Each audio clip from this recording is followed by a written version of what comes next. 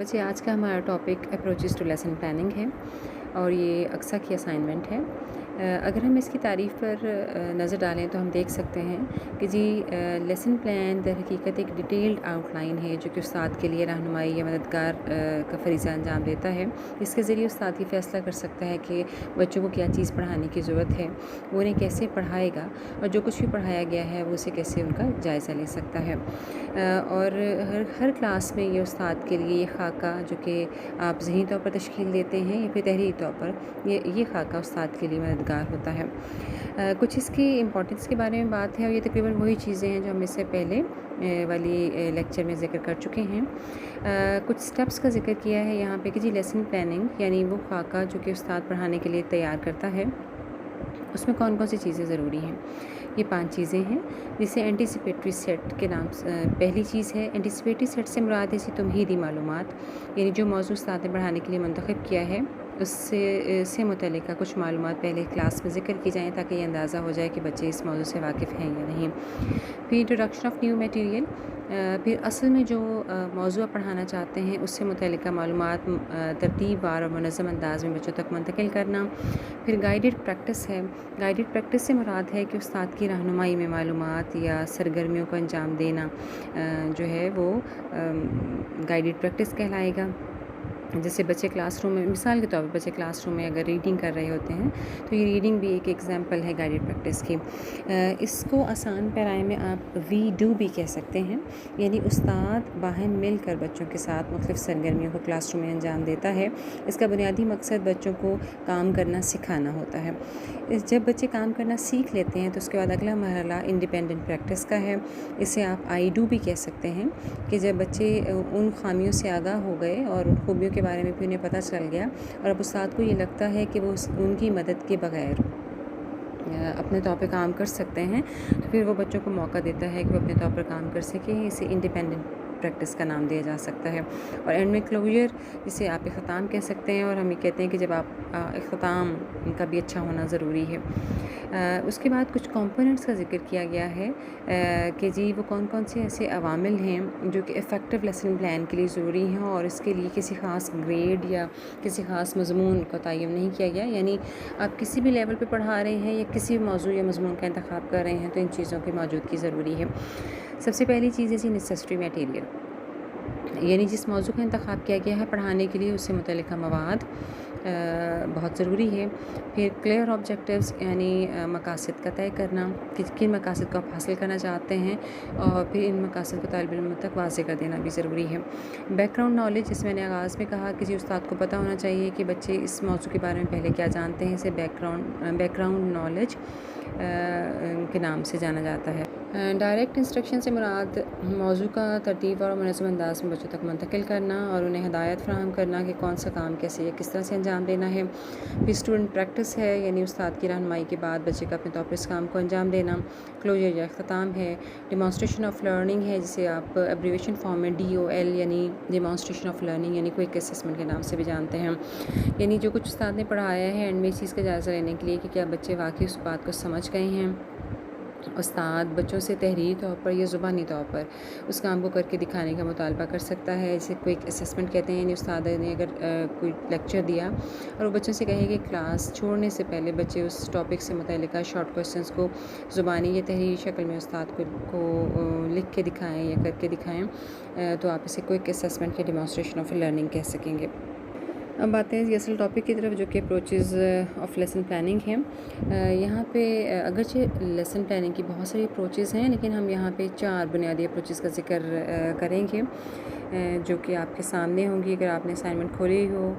तो हर्बार्टियन अप्रोच है, unit approach है, वैल्यूएशन अप्रोच है और प्रोजेक्ट अप्रोच है।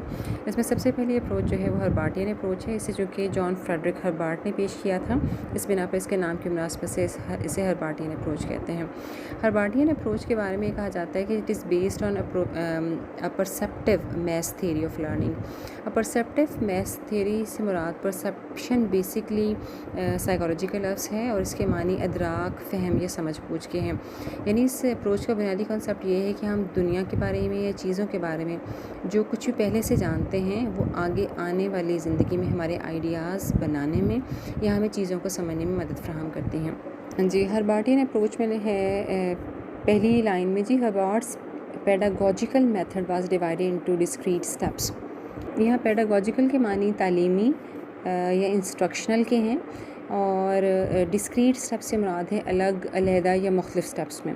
یہ تو آپ سمجھ سکتے ہیں کہ اس کے معنی کیا بن جائیں گے کہ جو ہربارٹ کی کا جو طریقہ کار ہے یہ مختلف اسٹیپس میں پر مشتمل ہے، جو کہ پریپریشن ہے، پریزنٹیشن ہے، ایسوسیشن، جنرلائزیشن اینڈ اپلیکیشن ہے.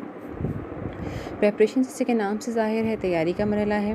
اس میں استاد جو ہے موضوع سے متعلقہ معلومات بچوں تک منتقل کرتا ہے تاکہ وہ چیزیں جو کہ بچے پہلے سے جانتے ہیں ان کی بنیاد پر نئی معلومات بچوں کو بتائی جا سکتی ہوں، اور یہ معلومات ان کو ذہن نشین کی جا سکیں.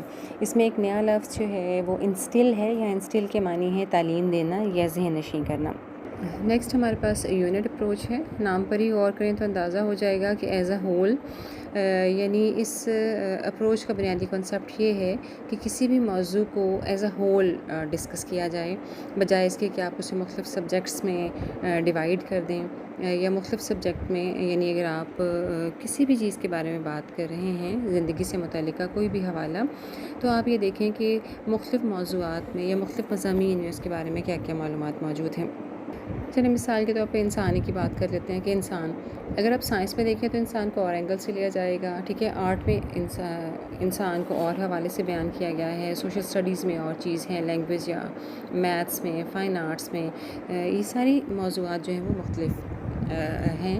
لیکن یونٹ اپروچ سے مراد حقیقت کسی بھی ایک موضوع کو منتخب کرنے کے بعد اس کو مختلف مضامین سے متعلقہ معلومات کو ایز اے ہول یا باہم ملا کر بیان کرنا. اس سے آپ یونٹ اپروچ کے صورت میں ملیں گے. نیکسٹ ایویلویشن اپروچ ہے. نام پر ہی غور کریں تو اندازہ ہو جائے گا کہ ایویلویشن کے معنی ہے جائزہ لینا، یعنی اس اپروچ کا تعلق جائزہ لینے کے ساتھ ہے. یہ جائزہ بچوں کی کارکردگی کا بھی ہو سکتا ہے، ایجوکیشن سسٹم کا بھی ہو سکتا ہے، اور ان نتائج کا بھی ہو سکتا ہے جن کو حاصل کرنے کے لیے آپ نے اس لیسن کو پلان کیا تھا. ادارے اپنے طور پر اور اساتذہ بھی انفرادی طور پر مختلف طرح کے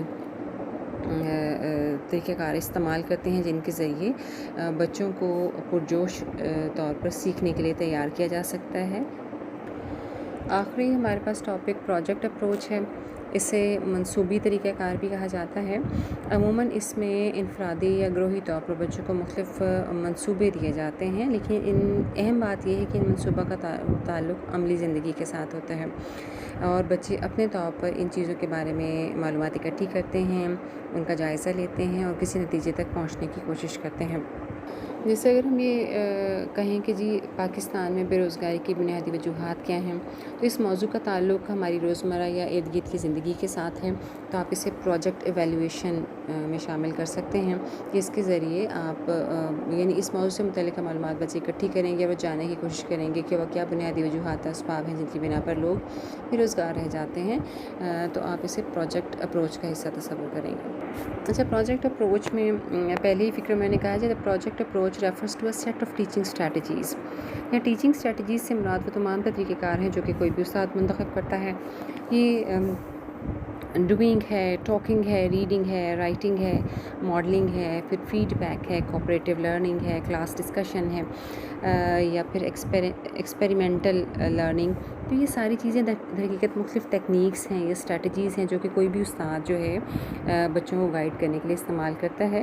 اس کا تعلق صرف پروجیکٹ اپروچ کے ساتھ نہیں ہے، بلکہ اس سے پہلے پڑھی جانے والی تمام تر اپروچز میں استاد موضوع کی مناسبت سے مختلف طریقہ کار یا اسٹریٹجیز کا استعمال کرتا ہے تاکہ بچوں کو گائیڈ کیا جا سکے، ان کی مدد کی جا سکے، ان کو کام کرنے کے لیے آمادہ اور تیار کیا جا سکے.